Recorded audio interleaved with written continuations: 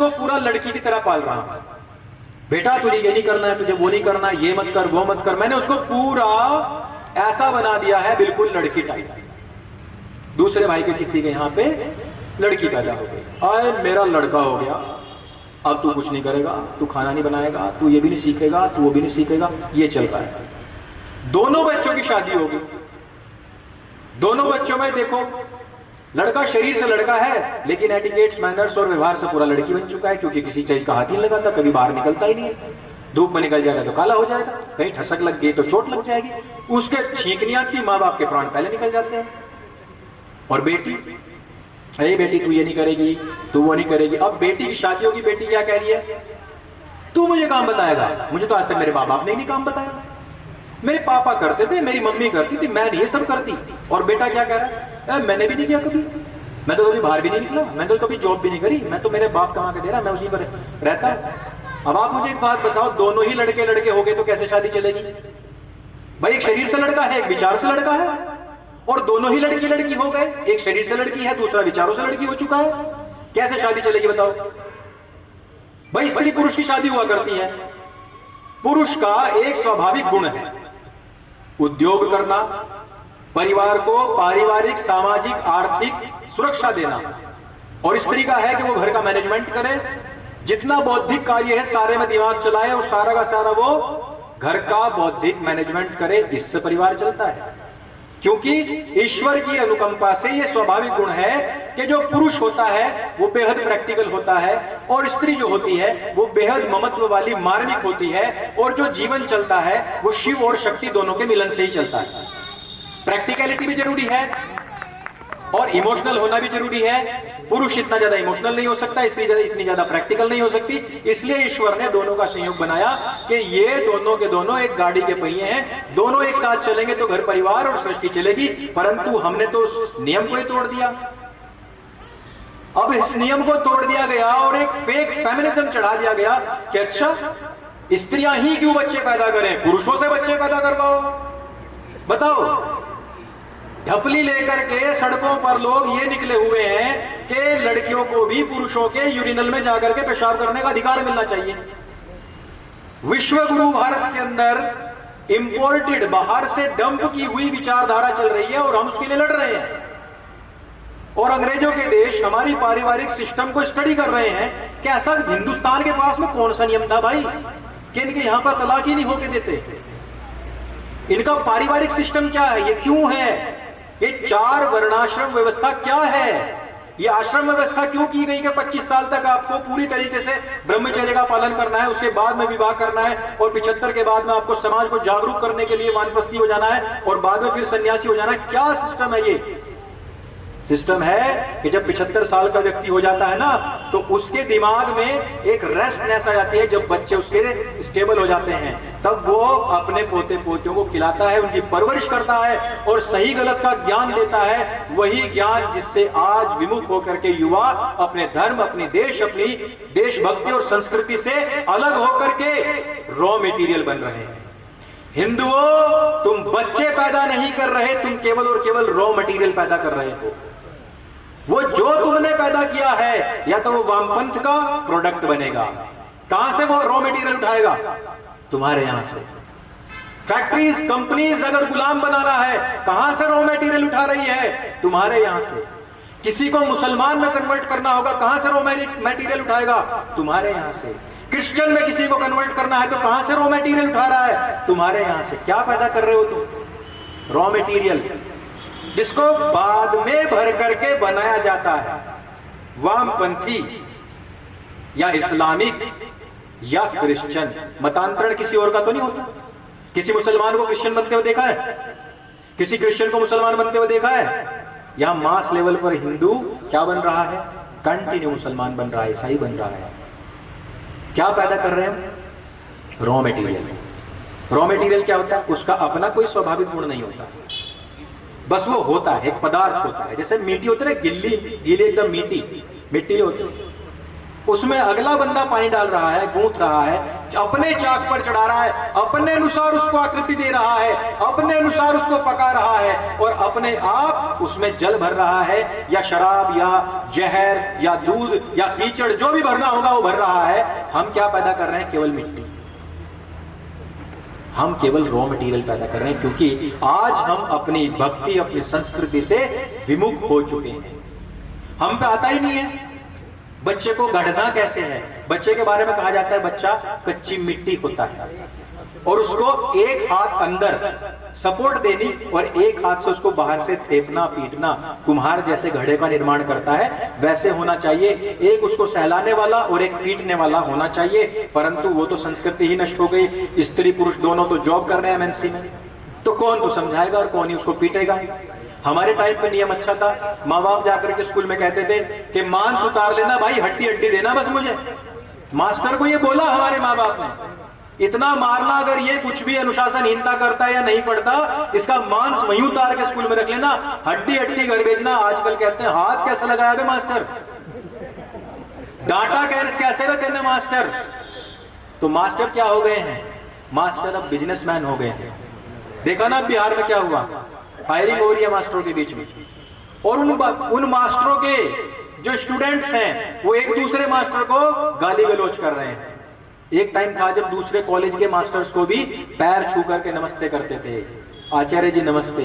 उनके सामने गोलगप्पे तक नहीं खा सकते थे, बीड़ी सिगरेट की तो बात ही छोड़ दो। आजकल तो और मास्टर क्या हाल है, आज चल मूवी देखने चल रहे हैं, 2 सुट्टे तू मार 2 मैं मारूंगा, सिगरेट खत्म हो जाएगी पिताजी गाने से पहले पहले। और मास्टर ही कर रहे हैं, पढ़ा रहे हैं तो डांस कर रहे हैं, गाने गा रहे हैं। ये शिक्षा का हाल हो चुका है। और इसके लिए हम घरों से अपनी गाढ़ी कमाई लाखों रुपए बर्बाद करते हैं अपने बच्चों के पीछे। ये शत्रु अबोध है, ये मित्र अबोध है, ये स्वयं अबोध है।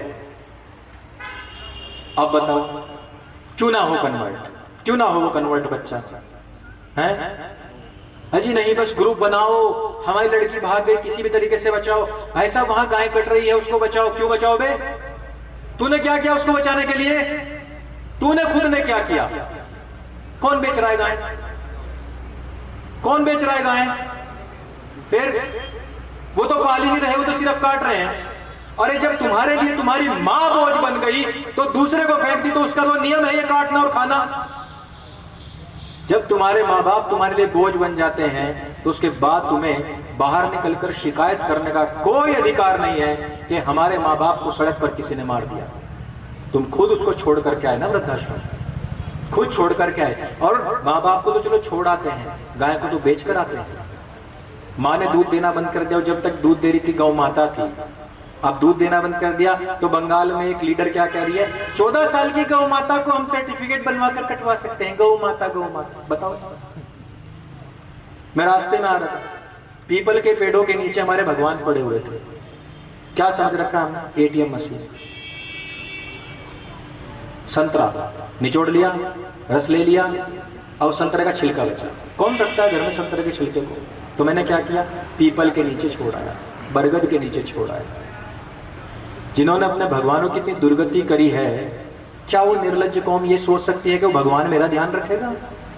अरे भगवान ने तो कहा है धर्मो रक्षति रक्षितः, धर्म की रक्षा करेगा तो धर्म तेरी रक्षा करेगा, अन्यथा कुत्ते की मौत ही मरेगा। जिन्होंने अपने भगवानों को धोखा दिया, जिन्होंने अपने भगवानों को घर से निकाल दिया, सड़क पर मरने के लिए छोड़ दिया, गलने के लिए छोड़ दिया, कुत्ते के नाम का छोड़ दिया, बिल्ली के नाम का छोड़ दिया, भगवान तुझे किसी गति का नहीं छोड़ेगा। ये दुर्गति जो हिंदुओं ने करी है, आने दो दीपावली देखना, वही लक्ष्मी जिसकी पूजा हो रही थी उसी को खुद अपने हाथ से पीपल के पेड़ के नीचे फेंक करके आएगा हिंदू, और कहेगा कि लक्ष्मी माता अब मुझे धन देना। कौन सी लक्ष्मी माता देगी धन? जौन सी को तू पीपल के पेड़ के नीचे छोड़ाया, कौन से शिव जी करेंगे तेरा कल्याण? जौन से को तू सड़क के किनारे रखाया। क्या है हमारे में ऐसी बाध्यता जो हमें धर्म पर लगे रहने के लिए सिखाती है या बताती है? कौन कौन चाहता है हिंदू राष्ट्र होना चाहिए? हाथ खड़े करो। सब चाहते हैं हिंदू राष्ट्र होना चाहिए। वो नियम बहुत पुराना हो गया, वो पहले पूछा करते थे वक्ता, अच्छा बताओ कितने ये इस जाति के हैं, उस जाति के हैं, उस जाति के, सब हाथ खड़ा कर लेते थे। फिर कहते थे बताओ कितने हिंदू हैं, बोले सब हाथ खड़ा कर लिया। सब चाहते हैं। देखो नया नियम बता रहा हूं आपको, जाति वाला नियम खत्म हो गया, नया नियम बता रहा हूं। सब चाहते हैं ये जो हम चाहते हैं ना, ये मैक्सिमम है, हमारी सोच विचार से भी परे की बात है। यानी कि हमें आउटपुट क्या चाहिए, इतना बड़ा। अब बताओ इनपुट हमारा क्या क्या है। अब मैं इनपुट भी तो पूछूंगा, आउटपुट तो मैंने पूछ लिया। भाई कितने लोग हैं जिनके घरों में गीता जी है और 18 अध्याय उन्होंने पढ़ रखे हैं? सच बताना भगवान की कसम है। ये नहीं कि अंकुरारी के सामने बोलना है हमें। अब ये बताओ कितनों के घरों में बस गीता जी और लाल कपड़े में बंधी रखी है, और महाशिव पुराण लाल कपड़े में बंधी रखी है, और उसको खोल के कोई नहीं देखता। सबके घरों में होगी, झूठ मत बोलना, सबके घरों में है। सब हिंदू के घरों में ग्रंथ हैं, पर लाल कपड़े में बंधे हुए रखे हैं। जब तुम्हारा ज्ञान लाल कपड़े में बंधा हुआ रखा है तो तुम तो भाई कफन में बंध के जाओगे, तुम्हारा कुछ नहीं होने वाला है। और जिनके घर में नहीं है, समझ लो अगले जन्म में तो मलेच्छी पैदा होंगे। ज्ञान को हमने कैसे बांध के रखा हुआ है। दीपावली आ गई है, गीता जी निकालो, रामायण निकालो, रामचरितमानस निकालो, माथा टेको भाई, ये हमारा धार्मिक ग्रंथ है। तिलक लगाओ सब लोग, आओ भाई आओ, माथा टेको रामचरितमानस पे, ये रामायण जी है, इस पर माथा टेको। उसमें ज्ञान क्या है? महाभारत के विषय में एक अलग एक भ्रांति फैला दी गई। महाभारत अगर कोई पढ़ेगा तो उसके घर में लड़ाई हो जाएगी। है भाई, ये क्या लड़ाई की जड़ होगी? उसी महाभारत में भगवान श्री कृष्ण ने गीता का उपदेश दिया कि नहीं दिया, सारा इतिहास बताया, कैसे भाइयों भाइयों में संबंध होना चाहिए सब बताया। परंतु हमने क्या कहा, ये तो लड़ाई की जड़ है। बताओ, इतने बड़े धार्मिक ग्रंथों को, अपने इतिहास को हमने छोड़ दिया, कह करके तो लड़ाई की जड़ है। और रामचरितमानस को छोड़ दिया, बोले कि नहीं, वामपंथी लोग ना इसका विरोध करते हैं, इसमें ढोल पशु शूद्र नारी सब ताड़न के अधिकारी लिख दिया, इसको छोड़ देते हैं। मैंने कहा तो वाल्मीकि रामायण पढ़ लो। नहीं, संस्कृत तो आती नहीं है, वो कैसे पढ़ लेंगे? तो गीता जी पढ़ लो। नहीं, गीता जी तो तब पढ़ते हैं जब कोई मरने वाला होता है ना, उसके कान में जाकर के एक श्लोक बोलते हैं, उनका ना बैकुंठ धाम हो जाता है। बताओ क्या है हमारे लिए बाध्यता कि हम हिंदू हैं? पहचान बताओ। हमें आउटपुट चाहिए इतना बड़ा, सनातन वैदिक राष्ट्र, हिंदू राष्ट्र। और इनपुट क्या है हमारा? इनपुट का बताता। मैंने कहा आप हिंदू हो, क्या करते हो आप? देखो कैसे हमारी अवनति हुई है। पहले हम सबसे पहले क्या थे? वेद पाठी, वेद पढ़ते थे। फिर हम भौतिकतावाद में उलझ गए। ऋषि मुनियों ने कहा कि वेदों में क्योंकि डूज एंड डोंट्स हैं, क्या करना है और क्या नहीं करना है, ये नियम है। थोड़े से इनको बोरिंग लग रहे होंगे, बौद्धिक क्षमताएं थोड़ी कम हो गई है, इनके लिए हम उपनिषद बनाते हैं। तो उनमें कहानियां दी गई, फिर दर्शन बनाए गए, इंटरेस्टिंग बनाया गया, दोनों तरफ से वाद विवाद हो रहा है। उसके बाद में फिर हिंदुओं को समझाने के लिए गीता का उपदेश बनाया गया। बोले इतनी बड़ी महाभारत कौन पढ़ेगा, 18 अध्याय निकाल देते हैं, हिंदुओं से वो भी नहीं पढ़े गए। उसके बाद में इनको सत्य असत्य सिखाने के लिए पंचतंत्र की, हितोपदेश की कहानियां दी गई, ताकि सत्य असत्य को सीखें, परंतु वो भी नहीं किया गया। फिर हिंदू कहने लग गया, अरे हम कम से कम सत्यनारायण की कथा तो करवाते हैं। सत्यनारायण की कथा होती है ना यहाँ पे भी। सत्यनारायण की कथा में कथा कहां है? चलो बताओ। कलावती ने कौन सी कथा सुनी थी बताओ? लीलावती ने कौन सी कथा सुनी थी बताओ? तुम्हें बताया जा रहा है घी खाने से शक्ति बढ़ेगी, गुड़ फैट बढ़ेगा, ताकत आएगी, हम पहलवान बन जाएंगे। तुमने कभी पूछा ही नहीं कि महाराज घी कहां है? तुमने कभी पूछा ही नहीं, क्रॉस क्वेश्चन ही नहीं किया, क्योंकि सवाल करना तो हिंदुओं के विवेक में ही नहीं है, उसके कॉन्सेप्ट में नहीं डाला गया कि सवाल भी करना है। सब सुन रहे, कलावती आई, लीलावती आई, नाव पलट गई, पत्ते का नोटों का पत्ते बन गया, पत्ते का नोट बन गया, प्रसाद त्यागा तो मर गए, प्रसाद खा लिया तो जी गए। कथा कहां है? कथा कहां है उसमें? घी खाने के फायदे गिनाने से क्या लाभ होगा? ताकत आ जाएगी, मसल्स बन जाएंगे क्या? खाना पड़ेगा घी। ना सत्य का पता, ना नारायण का पता, ना कथा का पता, बांचे चले जा रहे हैं। ये पढ़ने से ये लाभ होगा, लाभ होगा, लाभ होगा। और वही मेंटालिटी सब हिंदुओं की बन गई कि बाबाओं के पीछे पीछे फिर रहे हैं। बाबा कह रहे हैं ये जाप कर ले, बोला इसी से मोक्ष मिल जाएगा। मोक्ष लेकर करना क्या है? पहले जिंदगी तो सुधार ले। जीना तुझे आया नहीं, मरना तूने सीखा नहीं, तुझे मोक्ष पहले चाहिए।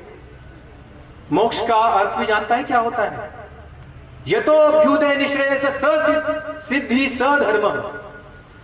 पहले अपना अभ्युदय तो सिद्ध कर लो। अभ्युदय यानी कि सांसारिक जो सुख है उससे जब स्वतः उबर जाओगे, जब उर्वा रुकमिव हो जाओगे, जब स्वयं ही डंठल से टूट जाओगे, जब तुम्हारे प्राण हरते हुए कोई शक्ति कोई दम नहीं लगाना पड़ेगा, जब तुम प्राण अपनी स्वेच्छा से सब त्याग दोगे, तब मोक्ष होता है मेरे भाई। जब इच्छाएं कहीं ना कहीं दबी होती हैं तब मोक्ष नहीं होता। चाहे कितना ही नाम रटन कर लो, चाहे कुछ भी कर लो, लेकिन हमने क्या कहा, हम भले ही वेद नहीं पढ़ रहे, दर्शन नहीं पढ़ रहे, कम से कम नाम जप तो कर रहे हैं, 7 दिन मंदिर तो जा रहे हैं। उसके बाद और अवनति हुई, कहा कि हम अरे कम से कम हम सोमवार को मंदिर तो जाते हैं, हम तिलक तो लगाते हैं, हम कलावा बांधते हैं, हम चोटी रखते हैं, हम जनेऊ पहनते हैं, कम से कम ये तो करते हैं। फिर सोमवार भी चला गया, बोले अरे कम से कम हम मांसाहार तो नहीं करते। फिर और अवनति आई, नहीं वो मांसाहार तो करते हैं लेकिन मंगलवार को तो नहीं करते, कम से कम मंगलवार को तो नहीं खाते ना। फिर और अवनति आई, अरे मांस खा लेते हैं मंगलवार को भी लेकिन लहसुन प्याज नहीं डालते। देखो मांस तो खाते हैं, चिकन मटन हम मंगलवार को भी खा लेते हैं, शराब भी पी लेते हैं, लेकिन उस दिन ना हम क्या करते हैं, शराब के छींटे मारते हैं 8 दिशाओं में और लहसुन प्याज के बिना मांस खाते हैं। कम से कम इतना तो कर रहे हैं भाई। हिंदुओं का ये इनपुट है और आउटपुट चाहिए तो मैं हिंदू राष्ट्र है, तो साधारण सा नियम है भाई, जितना इनपुट दोगे उतना आउटपुट निकलेगा और उतना भी नहीं निकलता, हमेशा थोड़ा सा कम निकलता है। यूपीएससी की तैयारी करोगे तो एसएससी निकलेगी, एसएससी की तैयारी करोगे तो तुम्हारा जाकर के टाइप राइटर का एग्जाम निकलेगा, पॉलिटेक्निक की तैयारी करोगे तो आईआईटी का एग्जाम निकलेगा, आईआईटी की तैयारी करोगे तो पॉलिटेक्निक का एग्जाम आराम से निकलता है।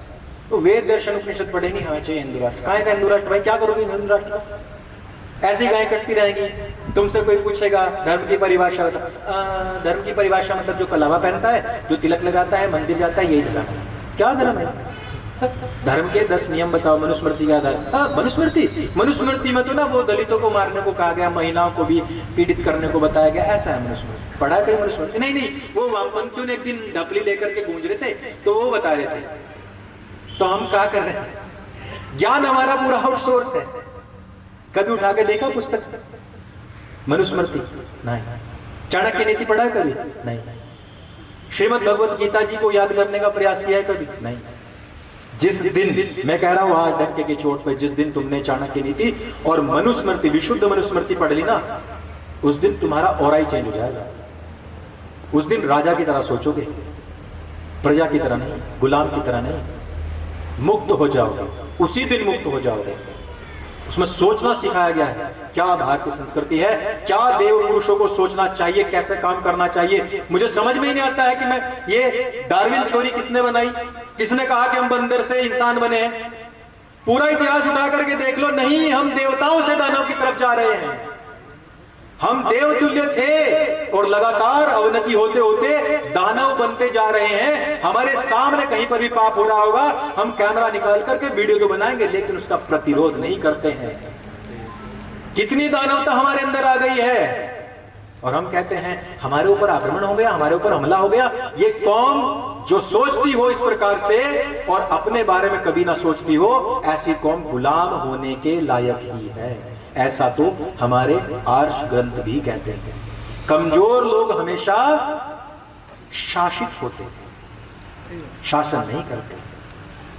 शासन करने के लिए सिंह बनना पड़ता है, दहाड़ना पड़ता है, फैसले निर्णय लेने की क्षमता होनी चाहिए, लड़ने की क्षमता होनी चाहिए, फ्रंट पर आकर के नेतृत्व करने की क्षमता होनी चाहिए। जिसने भी कोई भी बात कही है, मुंह तोड़ जवाब देने की क्षमता होनी चाहिए। उसका बौद्धिक शारीरिक सब स्पष्ट होना चाहिए। कॉन्सेप्ट जब तक शत्रुबोध का क्लियर नहीं होगा तब तक हम नहीं लड़ सकते। हाथ में तलवार तो बंदर के भी थी, हाथ में तलवार तो बंदर के भी थी, लेकिन क्या मारा उसने? अपना राजा। कहानी सुनिए बंदर और राजा की। राजा ने बंदर को कह दिया कि तू आज से मेरा सुरक्षा कर्मी है, मेरा गार्ड है। मक्खी आ गई तो मक्खी बोला कि राजा तो सब चीजों को तलवार से मारता है, तो मक्खी को मैं तलवार से मारूंगा। अब वो मक्खी बैठ गई राजा के गले पे सोते हुए के और खचाक कर गया एक बार के में, सिर अलग धड़ अलग। तो तलवार तो मिल जाएगी आपको भी, परंतु जब आपको यही नहीं पता है कि उसको चलाना कहाँ है, किसके ऊपर चलाना है। मैंने बंदूक दे दी, आप सीने पर रखकर उसकी नली और बटन दबा रहे हो, तो सबसे पहले तो तुम ही उड़ जाओगे। हथियार तो सबको मिल जाता है, इस्तेमाल करना भी तो आना चाहिए। कहाँ करोगे इस्तेमाल?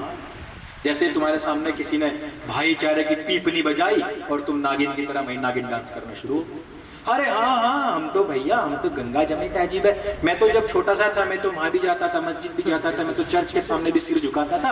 आप बिल्कुल सही कह रहे हो, ये नफरत फैलाने वाले तो अंकुरारे जैसे लोग हैं, नफरत फैलाते हैं समुदायों के बीच में।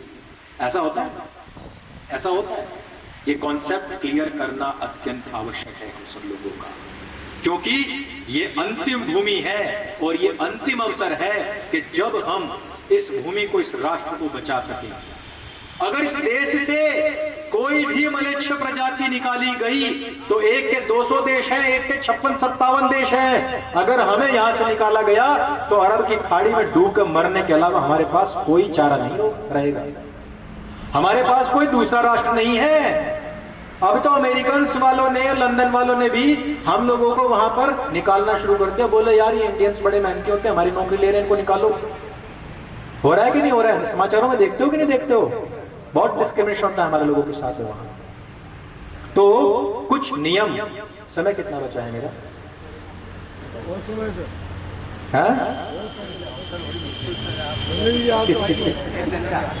आपको ही बोलना, 1 घंटा है।